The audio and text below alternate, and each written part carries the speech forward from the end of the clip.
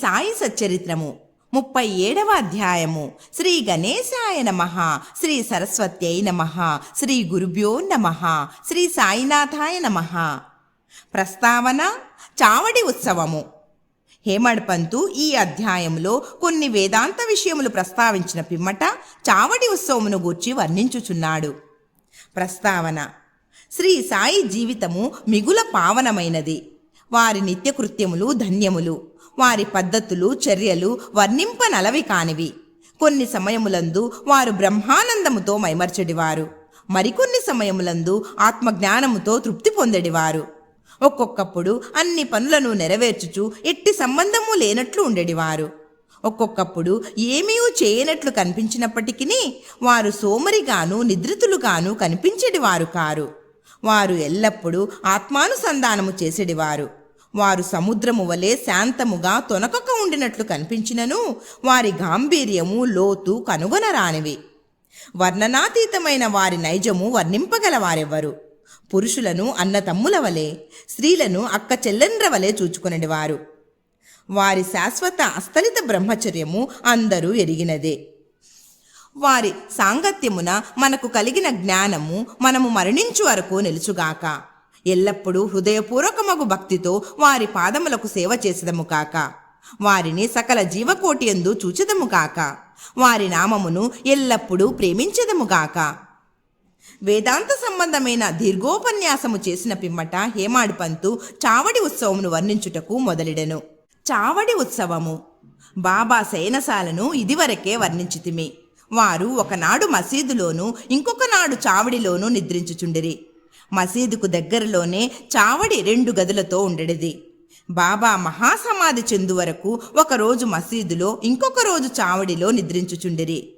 1910 December 10వ తేదీ నుండి చావడిలో భక్తులు పూజాహారతులు జరుప మొదలెడిరి.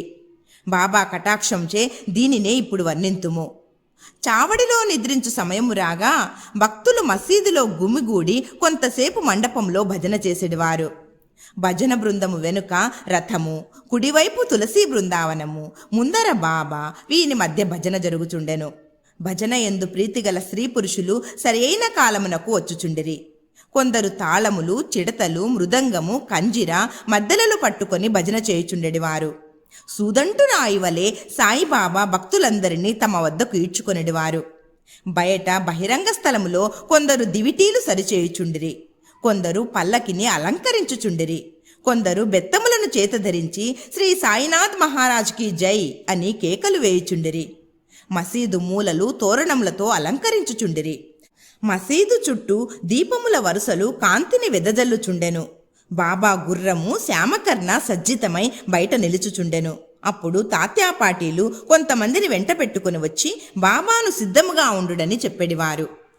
బాబా నిశ్చలముగా కూర్చునిడివారు. తాత్యాపాటీలు వచ్చి బాబా చంకలో చేయి వేసి లేవనెత్తుచుండెను.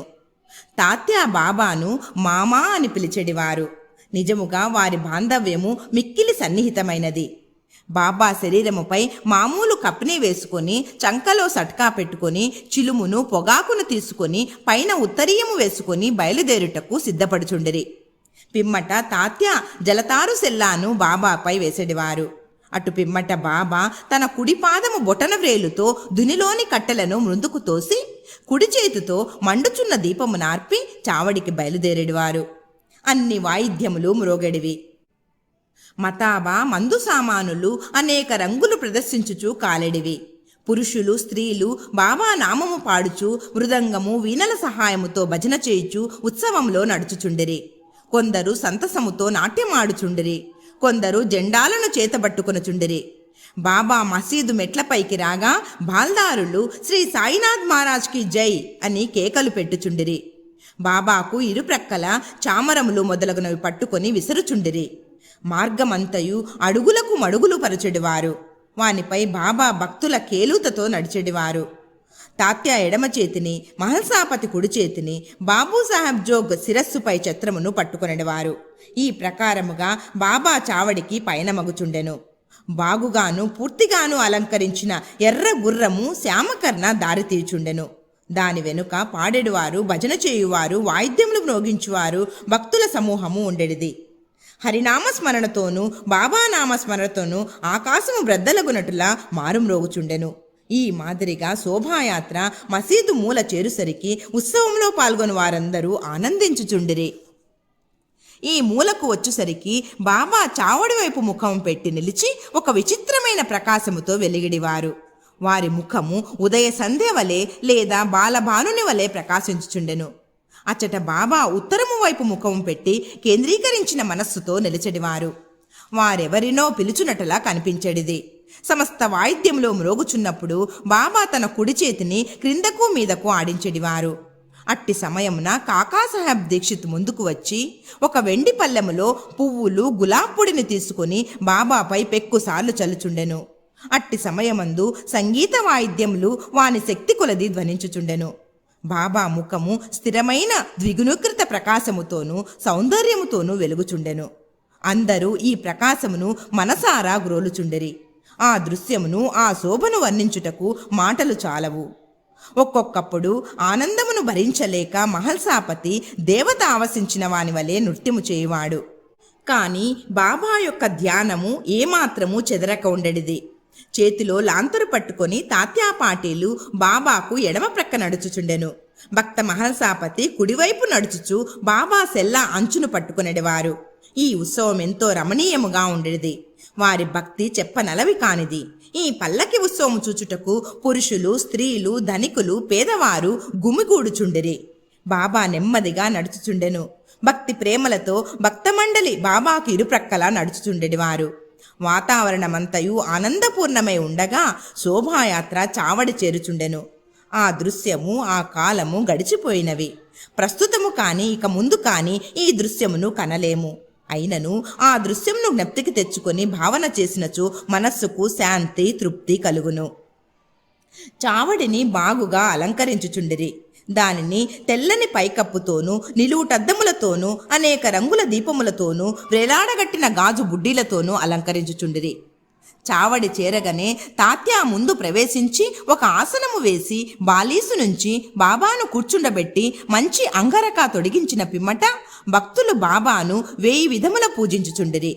బాబా తలపై తురాయి కిరీటమును పెట్టి పువ్వుల మాలలు వేసి మెడలో నగలు వేయుచుండిరి. ముఖమునకు కస్తూరి నామమును, మధ్యను బొట్టును పెట్టి మనస్ఫూర్తిగా బాబా వైపు హృదయానందకరముగా చూచెడివారు. తలపై కిరీటము అప్పుడప్పుడు తీయుచుండెడివారు. లేనిచో బాబా దానిని విసిరివైచునని వారి భయము. బాబా భక్తుల అంతరంగంను గ్రహించి వారి కోరికలకు లొంగి ఉండెడివారు. వారు చేయడానికి అభ్యంతర పెట్టువారు కారు. ఈ అలంకారముతో బాబా మిక్కిలి సుందరముగా కనిపించుచుండిరి. నానాసాహెబ్ నిమోన్కర్ గిర్రున తిరుగు కుచ్చుల ఛత్రమును పట్టుకొనుచుండెను. బాపూసాహెబ్ జోగు ఒక వెండి పల్లెములో బాబా పాదములు కడిగి అర్ఘ్యపాదములర్పించి చేతులకు గంధము పూసి తాంబూలమునిచ్చుచుండెను. బాబా గద్దెపై కూర్చుని ఉండగా తాత్యా మొదలగు భక్తులు వారి పాదములకు నమస్కరించుచుండిరి. బాలీసుపై ఆనుకొని బాబా కూర్చుని ఉండగా భక్తులు ఇరువైపులా చామరములతోనూ విసనకర్రలతోనూ విసురుచుండిరి.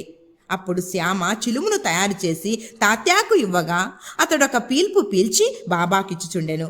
బాబా పిలిచిన పిమ్మట భక్త మహల్సాకు ఇచ్చెడివారు. తదుపరి ఇతరులకు లభించుచుండెను. జడమగు చిలుము ధన్యమైనది. మొట్టమొదట అది అనేక తపపరీక్షలకు ఆగవలసి వచ్చెను. కుమ్మరులు దాన్ని త్రొక్కుట, ఎండలో ఆరబెట్టుట, నిప్పులో కాల్చుట వంటివి సహించి తుదకు అది బాబా ముద్దుకు, హస్తస్పర్శకు నోచుకున్నది. ఆ ఉత్సవం పూర్తి అయిన పిమ్మట భక్తులు పూలదండలను బాబా మెడలో వేసెడివారు. వాసన చూచుటకు పువ్వుల గుత్తులను చేతికిచ్చేవారు. బాబా నిర్వ్యామోహము, అభిమానరాహిత్యములకు అవతారమగుట చేత ఆ అలంకరణములను కాని మర్యాదలను కాని లెక్కపెట్టువారు కారు. భక్తులందుగల అనురాగముచే వారి సంతుష్టి కొరకు వారి ఇష్టానుసారం చేయుటకు ఒప్పుకొనుచుండిరి. ఆఖరుకు బాపూసాహెబ్ జోగు సర్వలాంఛనములతో హారతినిచ్చువాడు. హారతి సమయమున బాజా భజంత్రి మేళతాళములు స్వేచ్ఛగా వాయించువారు. హారతి ముగిసిన పిమ్మట భక్తులు ఆశీర్వాదంను పొంది బాబాకు నమస్కరించి ఒకరి తర్వాత ఒకరు తమ తమ ఇండ్లకు పోవుచుండిరి. చిలుము, అత్తరు, పన్నీరు సమర్పించిన పిమ్మట తాత్యా ఇంటికి పోవుటకు లేవగా బాబా ప్రేమతో అతనితో ఇట్లనెను: నన్ను కాపాడుము, నీకిష్టమున్నచో వెళ్ళుము, కాని రాత్రి ఒకసారి వచ్చి నా గూర్చి కనుగొనుచుండుము. అట్లనే చేయుదుననుచు తాత్యా చావిడి విడిచి గృహమునకు పోచుండెను.